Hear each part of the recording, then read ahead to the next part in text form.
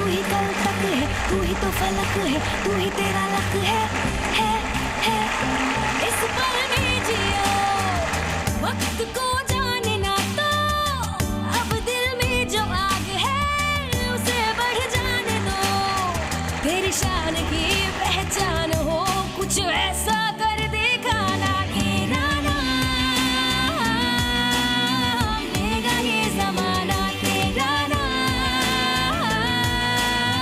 लेगा ये ज़माना।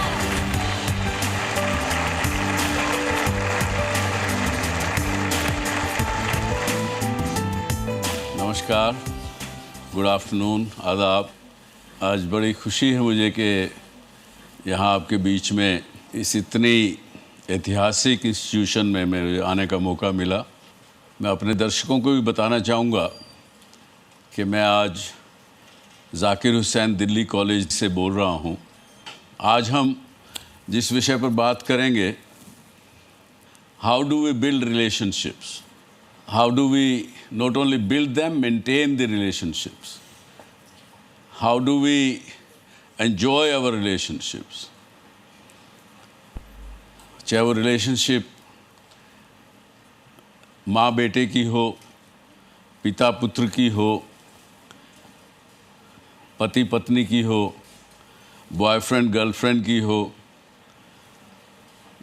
जो भी रिलेशनशिप आज संसार में है उसके बारे में आज हम थोड़ी चर्चा करेंगे। और थोड़ा हमारी टीम ने जो इस पैकेज बनाया है इसके विषय में, आइए देखते हैं। हम अपने पूरे जीवन में कितने लोगों से मिल पाते हैं? 10,000, 20,000, 1 लाख? और इन 1 लाख लोगों में से हम कितने लोगों से सही मायने में जुड़ पाते हैं? ऐसी क्या चीजें हैं जो हमें कुछ लोगों से जोड़ती हैं और कुछ से नहीं? वो कौन सी अलग या खास बात है जो लोगों को हमारी तरफ खींचती है? इन सवालों का जवाब है the art of building relationship, मतलब एक ऐसी कला जो आपको लोगों के साथ जुड़ने में मदद करती है।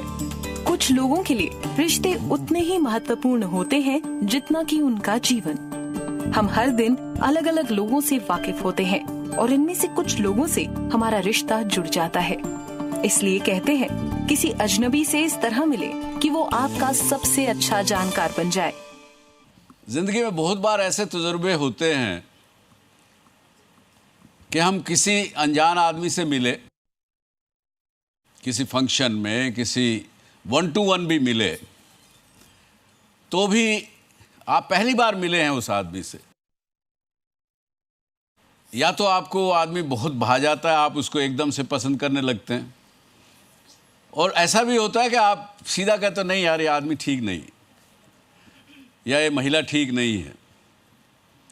आपका कोई बैकग्राउंड नहीं है, उससे कभी मिले नहीं, कभी उसको जानते नहीं, पहचानते नहीं, तो भी आपके मन में उसके प्रति आकर्षण होता है, या फिर नहीं, I will not like to make a friends with this person. ऐसा होता है क्या? बहुत बार होता है। ये क्यों होता है? कभी कभी सोचा हमने, हम उस आदमी को जानते नहीं, पहचानते नहीं, उसके बारे में कुछ अच्छा है बुरा है कुछ नहीं जानते। वो आदमी वेल ड्रेस्ड भी है, दिखने में भी ठीक ठाक है, फिर भी हम कहते नहीं नहीं मुझे नहीं पसंद।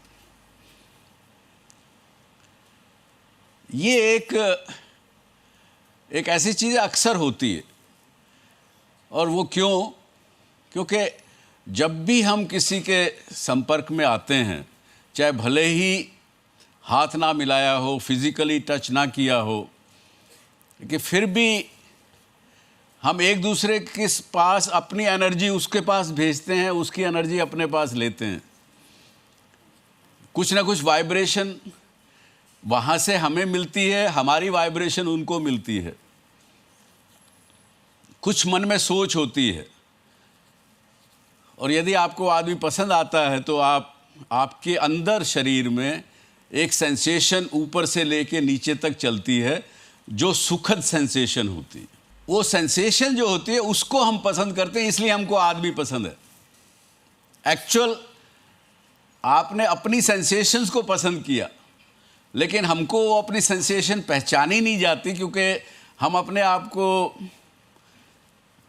इतना ट्रेन नहीं किए हुए हैं, इतने एक्टिव माइंड हमारा नहीं रहता है कि हम वो सेंसेशन जो हमें अच्छी लगती है इसकी वजह से हम उस आदमी को पसंद करते हैं, लेकिन हमें कहते हैं यार वो आदमी पसंद आया। और इसी तरह से अगर कोई पसंद नहीं आए तो आपके सेंसेशन जो हैं वो दुखद सेंसेशन आपको चलेगी शरीर में।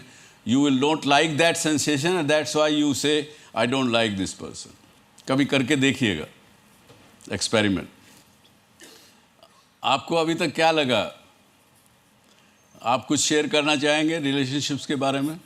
सर मैंने एक चीज़ देखी है कि अगर आप बहुत हंस रहे हो या खुश मिजाज हो तो दूसरा वाला भी आपसे बात करने के लिए बहुत हैप्पी हो जाता है। तो आई थिंक हंसना और खुश रखना दूसरे को। हंसना और हंसाना, वेरी गुड, बहुत अच्छी बात है, very good. Sir I think किसी के रिलेशनशिप बिल्ड करने के लिए अगर आप किसी सामने वाले से बात कर रहे हैं, अगर आप उसका नाम लेके बात करेंगे तो वो ज़्यादा मुखातिब होकर आपसे बात करेगा, और उसकी कोई भी प्रॉब्लम हो या कोई भी सिचुएशन ऐसी हो उसको बड़े ध्यान से टाइम लगा के एम्पैथी के साथ अगर वो सुनेंगे तो आई थिंक एक रिलेशनशिप बिल्ड होगा। आश्री, आपने जो रिश्तों के नाम दिए, आपने माँ बेटे उदाहरण जो दिए, तो वो जाने माने उदाहरण हैं।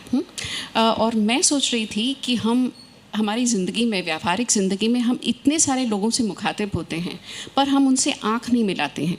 चाहे गेट पे दरबान खड़ा हो, मेरा ड्राइवर हो, उसकी शख्सियत मैं सिर्फ उसके प्रोफेशनल उससे कर लेती हूँ। तो जैसे इन्होंने कहा कि नाम से वाकिफ़ होना, तो हम कदर नहीं करते बहुत सारे लोगों की। वेरी गुड, बहुत अच्छा था, वेरी गुड। देखिए एक समय था, जैसा आपने कहा, एक समय था, मैंने अपना देखा है और आपके अंदर कोई बीच में लोग गांव के थोड़ा ज़िंदगी जानते हो तो आज भी गांव में है। अगर गांव का कोई भी आदमी पूरे गांव को अपना परिवार समझता था, एक समय था और आज भी है। यहाँ तक कि अगर एक गांव की लड़की शादी करके दूसरे गांव, दूसरे शहर में चली गई और इस गांव का कोई व्यक्ति उस शहर में चला गया तो वो उस लड़की से मिलने ज़रूर जाएगा कि मेरे गांव की बेटी है, उस घर में रहती है, उसको जाके 5 रुपया दे के आएगा, 10 रुपया दे के आएगा। वो रिलेशनशिप्स थी। आज क्योंकि मैं समझता हूँ कि इतनी भागदौड़ ज़िंदगी में हो गई है, इतना हम स्ट्रेस में जीते हैं कि अपनी खुद की सुध बुध नहीं रहती। और इस वजह से मैंने इसलिए आपको ये कहा, माँ बाप का रिलेशनशिप, भाई बेटे का, भाई भाई का रिलेशनशिप, उनमें भी टेंशन्स हैं, उनमें भी दरार्स हैं, वो भी ठीक से नहीं चल रही है। वो क्यों नहीं चल रही? क्योंकि हमारी एक्सपेक्टेशंस जो हैं वो बढ़ गई हैं, ट्रांजैक्शनल हो गया है सब। एक बिल आया पार्लियामेंट में, वो बिल क्या था कि यदि कोई बच्चा, लड़का लड़की किसी भी उम्र का है, अगर उसके माँ या बाप उनको तंग कर रहे हैं, परेशान करते हैं, तो वो लड़का जाके पुलिस स्टेशन में बच्चा कंप्लेंट बाप के खिलाफ कर सकता है। तो ये क्या हो गया? कॉन्ट्रैक्चुअल रिलेशनशिप में तब्दील हो गया बाप बेटे का रिश्ता। कॉन्ट्रैक्ट हो गया कि मैं तुम्हें तंग नहीं करूँगा, मैं तुम्हें डांटूंगा नहीं, मारूंगा नहीं। अब ये किसी ने सुझाया, हमने बड़े उसको अपोज किया कि ये गलत है। ये आप अमेरिका का एक कानून उठा करके यहाँ ला रहे हैं। वहाँ उस कंट्री में यानी 60 to 70% शादियाँ डिवोर्स में एंड अप होती, पहली शादी। दूसरी शादी भी 30% डिवोर्स में कन्वर्ट होती है। हमारे यहाँ ऐसा नहीं है। वहाँ पे बाप ड्रग लेता है, वो मारता है बच्चे को। सुतेला लड़का होगा, सुतेली लड़की होगी, उसको मारता है, क्योंकि रिलेशनशिप नहीं है। अब आप उसको लेकर के यहाँ लाके इस समाज को थोप रहे हो, जो कि बाप अगर डांटता भी है, माँ डांटती भी है आपको, तो आपके भले के लिए डांटती है। हमारे ख्याल से रिलेशनशिप बनाने के लिए, किसी से बनाना चाहें तो हमें उसके लेवल पर आना बहुत ज़रूरी होता है। जैसे हम ड्राइवर से अच्छे रिलेशनशिप बनाना चाहें तो मुझे ड्राइवर से ही उसी सरल भाषा में बात करना चाहिए। तो ये इस बारे में मेरे ख्याल सभी लोग एग्री करेंगे। सर परेशानी वहाँ आती है जो आप जैसे ऊंचे रुतबे लोगों से रिलेशन बनाना हो तो बहुत मुश्किल पड़ता है, क्योंकि नीचे आना बहुत आसान होता है, ऊपर आना मुश्किल होता है।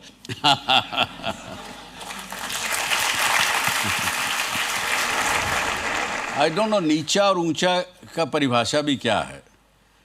माफ़ी चाहता हूँ मैं, आज के दिन हम धन से, पैसे से, रुतबे से, किस जगह पे क्या है, आप किस पद पे है, सामने वाला क्या है, उससे हम ऊंचा नीचा बना लेते हैं। सबसे पहले तो मैं ये कहूँगा कि पहले तो वही आपने रिश्ते पर कैंची लगा दी। आखिरकार तो अगर आपका ड्राइवर भी है तो वो भी इंसान है, उसको भी ठंड लगती है, उसको भी गर्मी लगती है, उसको भी गुस्सा आता है, उसको भी प्यार चाहिए जितना हमें चाहिए। तो खैर अगर उस एक आदर्श चीज़ में ना भी जाएं तो भी मुझे ये पता है कि अगर आपको अपने से नीचे रुतबे वाले, नीचे के आदमी से अगर रिश्ता बनाना है तो आपको उसके लेवल पर नीचे आना पड़ेगा। अपने से ऊंचे वाले का तो उसका निर्भर करता है उसकी कितनी ईगो कितनी बड़ी है। जितनी बड़ी ईगो होगी मुझे लगता है कि आप भी उससे रिश्ता नहीं बनाना चाहेंगे। पहले ऐसा होता था कि हम लोग जो जाना पसंद करते थे अपने रिलेटिव्स के यहाँ जाना पसंद करते थे, जैसे जो मामा है, खाला है, बुआ है, उनके यहाँ जाना पसंद करते थे। लेकिन अब क्या है, अब पसंद करते हैं हम मॉल्स में जाना, कि कहीं हम ऐसा जगह जाएं जहाँ पर हमारे कोई ये इस तरह के रिलेटिव्स ना हो। हम जो है वो ज़्यादा मटीरियलिस्टिक होने लग गए हैं। अगर देखें तो पहला एक समय था, कुछ हद तक अभी इस देश में तो फिर भी है, क्यों डाइवोर्सेस कम होते हैं हमारे देश में। अगर इस बात के ऊपर थोड़ा गहराई से सोचेंगे अगर आप, तो जब शादी होती है, रिश्ता आपस में होता है दो परिवारों का, दोनों तरफ से रिश्तेदार, फ्रेंड्स, मिलने जुलने वाले सब उसमें भाग लेते हैं। और जब भी कहीं आपस में लड़का लड़की में झगड़ा हुआ किसी बात को लेके, समाज पूरा इकट्ठा होकर आ जाता है उसको समझाने के लिए, क्योंकि ओनरशिप जो उस शादी की थी वो पूरे समाज ने ले ली थी। जिस वक्त वो शादी हो रही थी सब लोग उसके विटनेस थे। अब वो आज एक ऐसा युग भी आ गया कि वो कोई आदमी कहता है वो मोहल्ले के बुज़ुर्ग को भी तू कौन, मैं खाम खा, तू कौन है, मेरा झगड़ा हो रहा है, होने दो। तो आजकल जल्दी से लोग बीच में आते भी नहीं हैं, कोई बुलाते भी नहीं हैं। लेकिन आज का विषय यही है कि किस प्रकार से हम इससे निकलें, और इतना भी अगर सोच ले कहीं ना कहीं किसी बैक ऑफ माइंड कि अगर रिश्ते मेरे होंगे 20 लोगों से, लेकिन कुछ रिश्ते होंगे तो कहीं ना कहीं आपके दुख सुख में काम आएंगे। इस विषय के ऊपर थोड़ी और चर्चा करने से पहले मैं आज आपको एक ऐसे शख्स से मिलाना चाहूँगा जिसको मिलकर आपको अच्छा तो लगेगा ही और कुछ ना कुछ हमें सीखने को मिलेगा।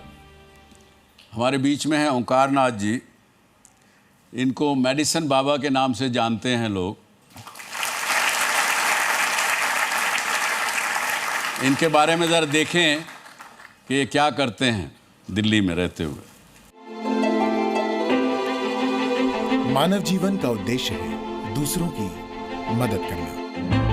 आता है कोई जो बेकार की दवाओं का दान करेंगे, जो दवाइयाँ आपके काम में नहीं आ रही है। क्या आपने कभी सोचा है कि जो दवाइयाँ आप इस्तेमाल करने के बाद फेंक देते हैं वो किसी जरूरतमंद के काम आ सकती हैं?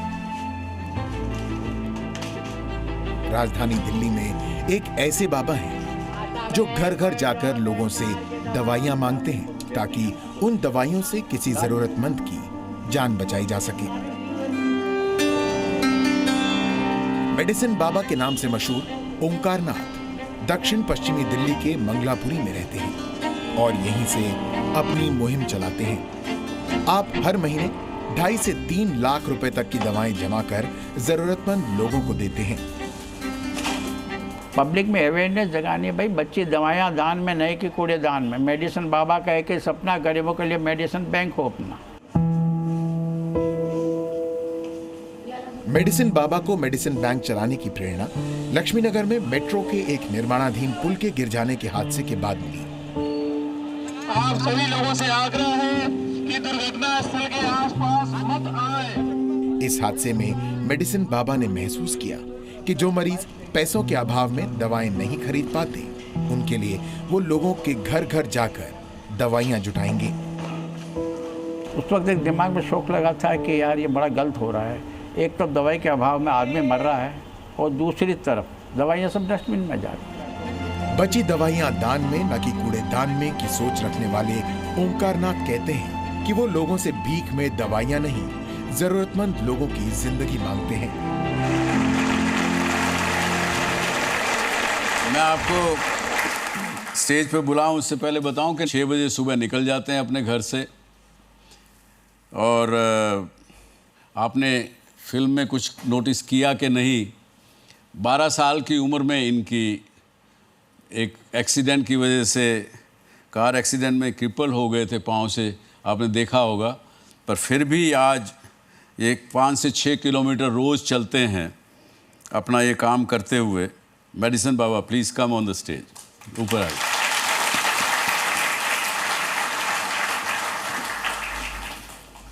आपका बहुत बहुत स्वागत है यहाँ आने पर। जो मेरे दर्शक घर बैठे हुए हैं, क्या कहेंगे उनको? मैं तो सबसे पहले कहूँगा ये मेरा सौभाग्य है कि मुझे इतना बड़ा प्लेटफॉर्म मिला है समाज के काम करने के लिए।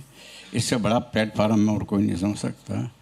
बाकी लक्ष्य एक ही है कि हम जो दवाइयाँ कचरे में डाल रहे हैं, और ये नहीं कि दवाइयाँ दे रहा हूँ, hospital bed, oxygen cylinder, nebuliser, suction machine, wheel chair, walker, physiotherapist goods, और तो और एक इतनी सी मशीन होती है जो 50-60 हज़ार से शुरू होती है, ऑक्सीजन कंसेशन मशीन, जो patient around the clock oxygen, वो भी बाबा के पास फिर गरीबों के लिए।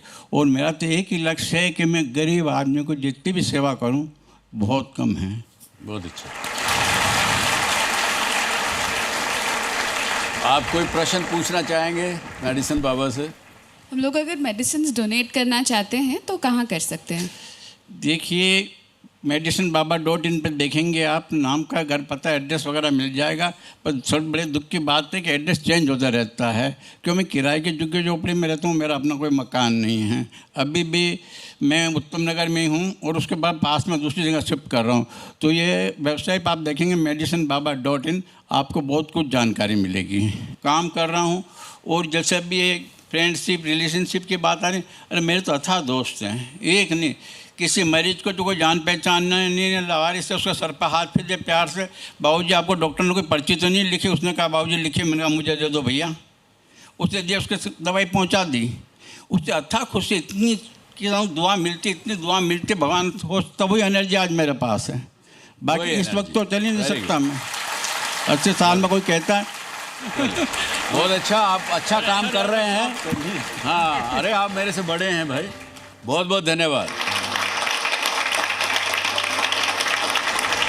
तो वापस अगर उस रिश्ते की कड़ी को वापस उठाएं, आपके कोई प्रश्न क्या हैं? मेरा सवाल ये है कि जो सोसाइटी क्लास डिवाइडेड है, बड़ी मछली छोटी मछली को अल्टीमेट एनालिसिस में खाती है, तो इस क्लास डिवाइड को ब्रिज करने के लिए आपका क्या संदेश है? मेरा दूसरा सवाल ये है कि आपने कहा कि हिंदुस्तान में जो शादियां होती हैं वो एक तरह से सोशल ओनरशिप के तहत होती हैं, यानी कि उससे रोमांस की अपेक्षा कम होती है, जैसा कि वेस्ट में रोमांस की अपेक्षा होती है। यहाँ पर वो रिश्ता निभाने की बाध्यता होती है। तो इन दोनों में से आप किसको श्रेष्ठ कहेंगे और क्यों? और तीसरा सवाल है, आपने कहा कि माँ बाप और बेटे के बीच रिलेशनशिप केवल इसलिए ख़राब हो रहा है कि माँ बाप की एक्सपेक्टेशन बढ़ रही है, रिलेशनशिप ट्रांजेक्शनल हो गए हैं। तो उसमें मैं ये कहना चाहूँगा, माँ बाप तो अपने बेटे के प्रति, औलाद के प्रति बड़े उदार होते हैं। वो कुछ भी ना बने, सब कुछ सेक्रीफाइस, वो एक्सपेक्टेशन जरूर रखते हैं मेरा बेटा डॉक्टर बन जाए, लेकिन ना बनेगा तो अपना सब कुछ इन्वेस्ट करते हैं मोहब्बत। तो ये रिलेशनशिप जो डैमेज हुई है वेस्ट में, क्या हिंदुस्तान में उसका यही कॉन्टेक्स्ट है? हम उसे ट्रांजेक्शनल रिलेशनशिप कह सकते हैं परिभाषा के स्तर पर? ये क्लास डिवाइड भी हमारा बनाया हुआ है, और क्योंकि हमने रिश्तों को ट्रांजैक्शनल बना लिया है, उस वजह से क्लास डिवाइड भी हो गया है। अब जहाँ तक दूसरा आपका प्रश्न रहा कि मैं कौन सी शादी को अच्छा मानता हूँ, रोमांस वाली या समाज द्वारा की गई। मैं तो ये कह सकता हूँ कि मेरी शादी समाज ने की और मैं खुश हूँ। अब अगर रोमांस किया होता और वो शादी करता तो शायद कमेंट कर सकता। तीसरी बात, आपने कहा कि माँ बाप का रिश्ता तो पवित्र रिश्ता है, सही बात है, लेकिन आज के युग में मैंने बहुत से परिवार ऐसे देखे हैं, माँ को तो नहीं होती एक्सपेक्टेशन। माँ का रिश्ता एक मुझे लगता है कि बहुत ही पवित्र और हर चीज़ से हटके है, हर चीज़ से परे है। लेकिन ऐसे पिता मैंने बहुत देखे हैं, जब उनका बेटा उनके बुढ़ापे की लाठी नहीं बनता तो उसको गालियां देते हुए हमने सुना। एक्सपेक्टेशंस पिता बनाता है, ये बहुत, मैं ये नहीं कहूँगा कि साधारण और 100% लोग ऐसे हैं या 90% लोग ऐसे हैं, लेकिन 10% भी पिता अगर अपना एक्सपेक्टेशन बच्चे से बनाते हैं तो वो रिश्तों में दरार वहाँ आती है। मेरा इतना ही कहना है। So as you earlier tell कि रिलेशन बिल्ड करने के लिए आपको उसके साथ लेवल पे जाना पड़ता है। जैसा आपने बताया कि कोई बंदा है, अगर वो ठर्रा भी ले रहा है तो उसके साथ हमको शायद ठर्रा भी लेना पड़े कभी कभार। बट सर सोसाइटी, हमारे पेरेंट्स या आसपास का जो इन्वायरमेंट है वो उस चीज़ के लिए हमारे लिए बाउंडिंग क्रिएट करता है कि जैसे हम किसी के साथ रिलेशन बनाना भी चाह रहे हैं, वो हमारे लेवल का नहीं है। अगर हम लेवल में भी जाना चाहते हैं तब भी बहुत सी प्रॉब्लम्स आती हैं, उसको फेस करने के लिए पेरेंट्स मना करते हैं, सोसाइटी मना करती है। तो सर हम उस तरीके से रिलेशन कैसे बना सकते हैं सर? फिर उसमें प्रॉब्लम को कैसे सॉल्व कर सकते हैं सर? नहीं, ये तो देखिए समय रिश्ते पर निर्भर करता है। कहाँ समाज, कहाँ परिवार आपको रिस्ट्रिक्ट करता है। मुझे हर परिवार की अपनी एक कहानी है। मेरी इतनी क्षमता नहीं है कि मैं किसी के परिवार पर किसी बात पर कमेंट कर सकूं, लेकिन यदि रिश्ता एक पवित्र सोच से सही तरीके से आप बनाना चाह रहे हैं तो मुझे नहीं लगता कि कोई समाज या कोई परिवार उसको रोकता। अब अगर केवल ऊंच नीच के भरोसे अगर कोई आपका परिवार रोकता है तो परिवार को समझा सकते हैं। आप में भी क्षमता होनी चाहिए अपने परिवार को समझाने की। इसीलिए कम्युनिकेशन आपस में होना चाहिए। अगर परिवार के अंदर आपस में कम्युनिकेशन होगा तो रिश्ते टूटेंगे नहीं, उसमें कोई ना कोई हल निकलेगा। लेकिन आज के दिन में क्या हो रहा है, आप घर में डाइनिंग टेबल पे बैठते हैं, बेटा अलग मोबाइल पे लगा हुआ है मैसेज देने के लिए, बेटी अलग लगी हुई है, आपस में बात ही नहीं करते हैं। आप डिनर टेबल पे बैठ के भी घर में सब मोबाइल सोशल मीडिया में लगे हुए हैं। आप माँ बाप पिता भी कई काम करते होंगे, वो आते हैं थके हारे तो आप उस समय शायद आप सो रहे होते हैं। तो कई परिवारों में ऐसा देखा गया है कि कम्युनिकेशन है नहीं परिवार के अंदर। जब कम्युनिकेशन नहीं होगा तो रिश्तों में स्ट्रेस आएगा। क्यों आएगा? क्योंकि आपने अपने मन में कुछ चीज़ बना ली कि मेरे पिता ने आज सुबह ये बात कही, अरे उनको ये नहीं कहना चाहिए था, बुरा लगा आपको, आपने अंदर मन में रख लिया, उसको गांठ बांध ली अंदर, उनसे वापस कम्युनिकेशन नहीं किया कि पिताजी आपने क्यों कहा इस बात को। तो कम्युनिकेशन बहुत ज़रूरी है किसी भी रिश्ते को बनाने में, किसी को जोड़ने में। मेरे विचार में आज ह्यूमैनिटी को या कम्युनिटीज़ को डिवाइड करने में रिलीजियन का जो नैरो सोच है वो जिम्मेदार है। आज जितनी किलिंग्स हो रही हैं पूरे वर्ल्ड में, religion is the basic factor.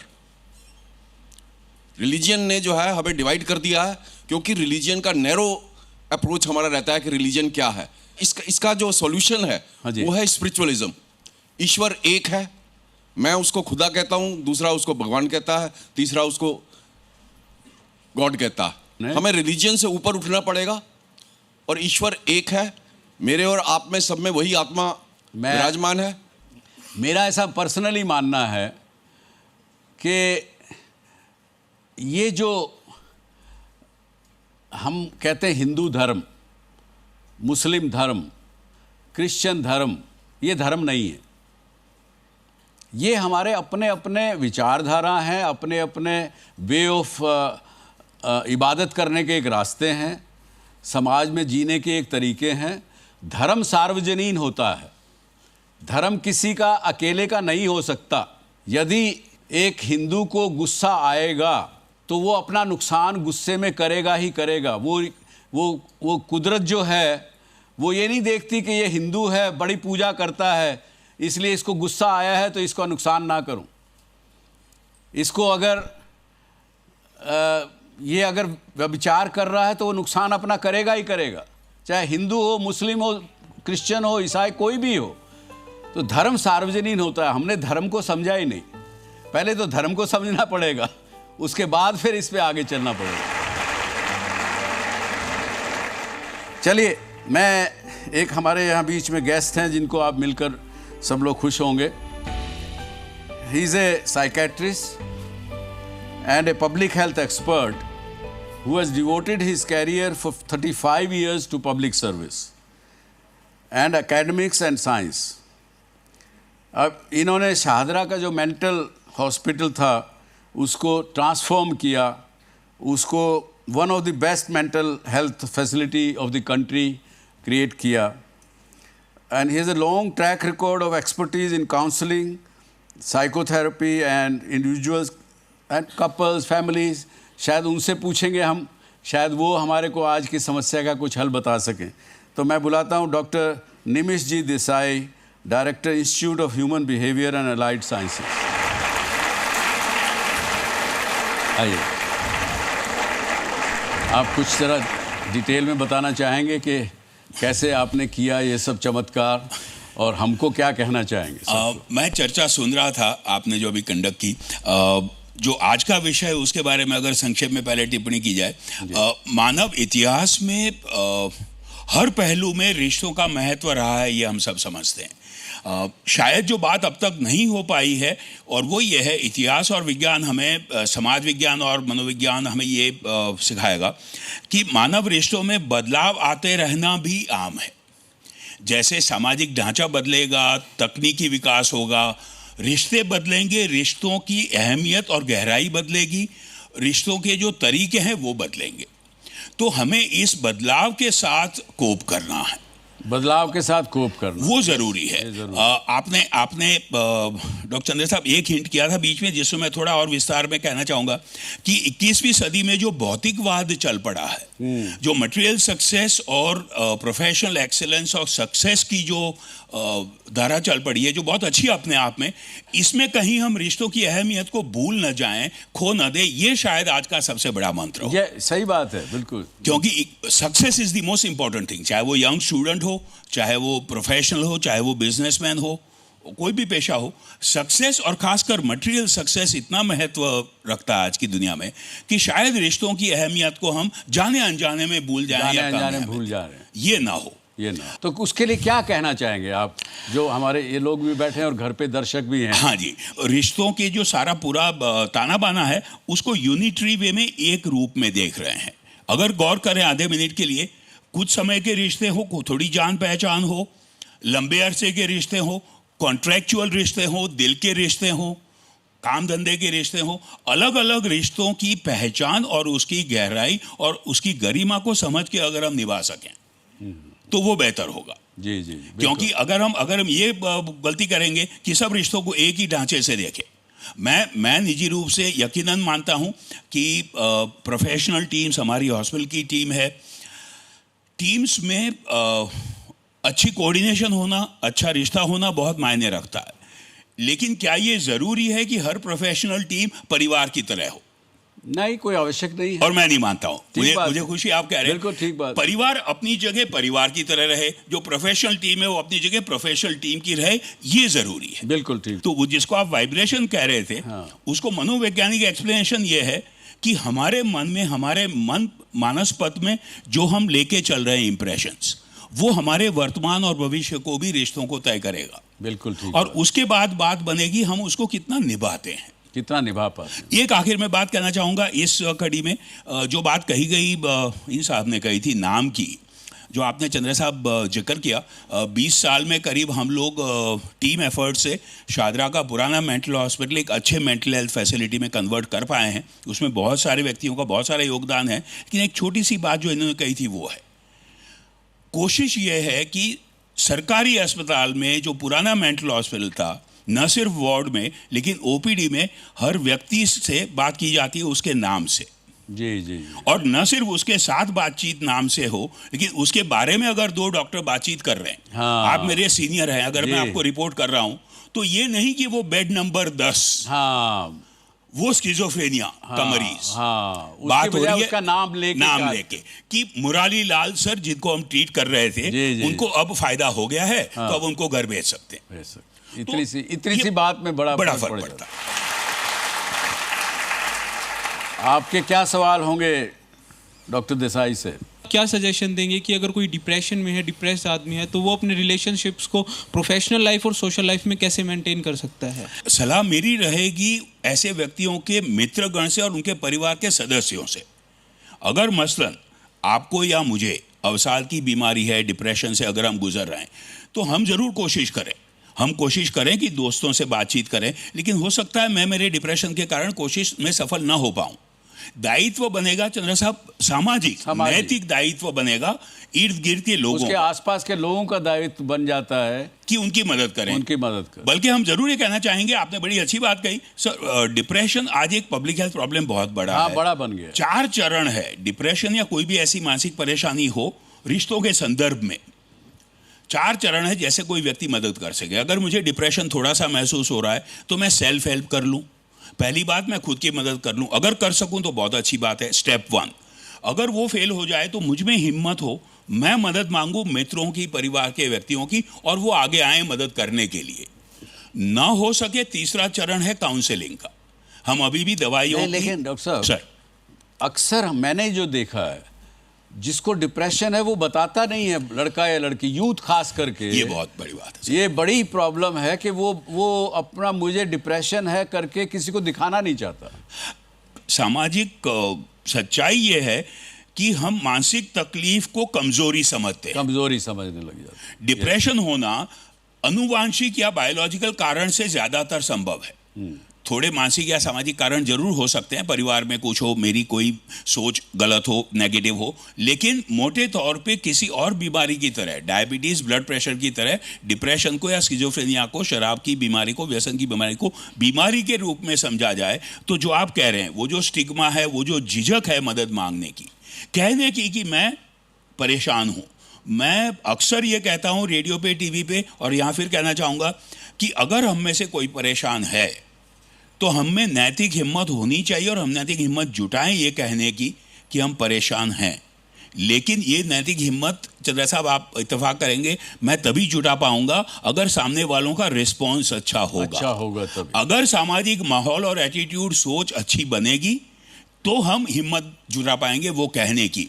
इसलिए ये बड़ी बात है कि रिश्ते बनाना जरूरी है, और रिश्ते जब रहेंगे तो आदमी अकेलापन महसूस नहीं करेगा। अकेलापन महसूस नहीं करेगा तो कुछ किसी न किसी को अपना दुख दर्द बता सकेगा, या मतलब उसमें ये सब चीज़ें जो साइकेट्रिस्ट को बताने वाली बात होती वो नहीं होगी। हमारी ज़रूरत इसलिए है, बदनसीबी की बात है, हाँ। मनोवैज्ञानिकों की और मनोचिकित्सकों की जरूरत इसलिए ज्यादा बढ़ती जा रही है कि रिश्ते कम होते रहे, कमजोर हो रहे हैं। हमारी जरूरत जितनी कम होगी हमें खुशी होगी। पहला चरण था self help, second friends and family, third counselling. Medical doctors के पास जाना जरूरी नहीं है, काउंसलर बातचीत करके वही हुआ। जो रिश्ते स्वाभाविक रूप से समाज में नहीं बन पा रहे हैं वो थोड़ा प्रोफेशनल रूप में काउंसलिंग में हो गए। अगर सच में गंभीर मानसिक बीमारी हो, डिप्रेशन हो, तो ज़रूर हिम्मत जुटानी चाहिए इलाज करवाने की, दवाइयों से भी, बाकी प्रकार से भी, लेकिन वो अंतिम चरण है। हमें इस समाज में ज़रूरत है मानसिक बीमारियों को पहचानने की, मानसिक बीमारियों का इलाज करके उनकी चेतना बढ़ाने की, लेकिन साथ साथ जो सामाजिक स्ट्रेंथ्स हमारी हैं रिश्तों के लेकर और साथ, उनको हम न खोएं इंशाअल्लाह। भगवान करे। Thank you very much doctor. तो चलिए, जैसा डॉक्टर देसाई ने कहा और मैं भी मानता हूँ और आप भी सब मानेंगे कि रिश्तों को कदर अगर हम करना सीखें, रिश्ते बहुत काम आते हैं दोस्तों। और उसमें कुछ खोने जैसा है नहीं, पाने ही पाने जैसा है। लेकिन अपना माइंड ओपन रखें, सामने वाले को केवल इसलिए ना रिश्ता बनाएं कि आपको उनसे कुछ लेना है या कुछ देना है। बिना लेन देन के भी रिश्ते बनते हैं और वही रिश्ते लंबे चलते हैं। इसके साथ ही थैंक यू वेरी मच। जय हिंद।